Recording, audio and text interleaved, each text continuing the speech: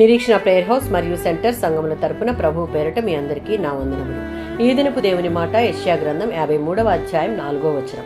నిశ్చయముగా అతను మన రోగములను భరించెను. యెషయా గ్రంథం 53వ అధ్యాయం 3-5 వచనాలలో మానవ జాతి పాపాల ఫలితంగా యేసు తన పరిచర్యలో గొప్ప బాధ, హింస, నిరాశ, తీవ్రమైన దుఃఖాన్ని అనుభవించాడు. శారీరకంగా, ఆధ్యాత్మికంగా రోగులను స్వస్థపరిచే యేసు పరిచర్యను ఇది సూచిస్తుంది.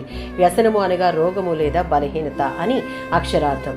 మన పాపాలతో పాటు మన రోగాలు, బలహీనతల నుండి విడుదల పొందుట కోసం మెస్సియా శిక్ష పొందుతాడు. కాబట్టి మన శారీరక స్వస్థత కోసం ప్రార్థించడం మనకు మంచిది మరియు సమంజసం కూడా. ఆయన మన పాపాలను మోసినట్లే మనకు చెందిన రోగాన్ని, దుఃఖాన్ని కూడా తనపై వేసుకుని మోస్తాడు.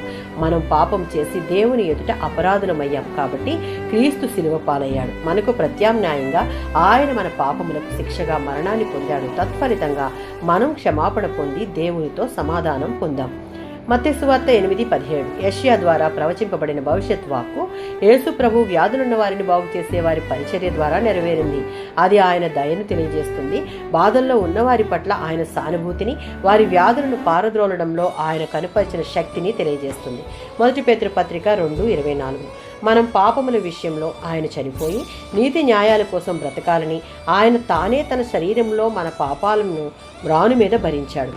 ఆయన పొందిన దెబ్బల మూలంగా స్వస్థత మరియు ఆరోగ్యం కలిగింది. విశ్వాస జీవితంలో ఆయన మార్గం నుండి వేరే లోకంతో కలిసి జీవించడం ద్వారా మరలా పాపం మనలోనికి ప్రవేశించి ఆధ్యాత్మికంగా పతన స్థితికి చేరుకుంటాం. ఆ విధంగా కాక విశ్వాసి మనకు రక్షణ ఇవ్వడానికి ఆయన పొందిన శ్రమను అనుదినం జ్ఞాపకం చేసుకుంటూ రక్షణను కాపాడుకోవడానికి ప్రయాసపడాలి. ఆమేన్.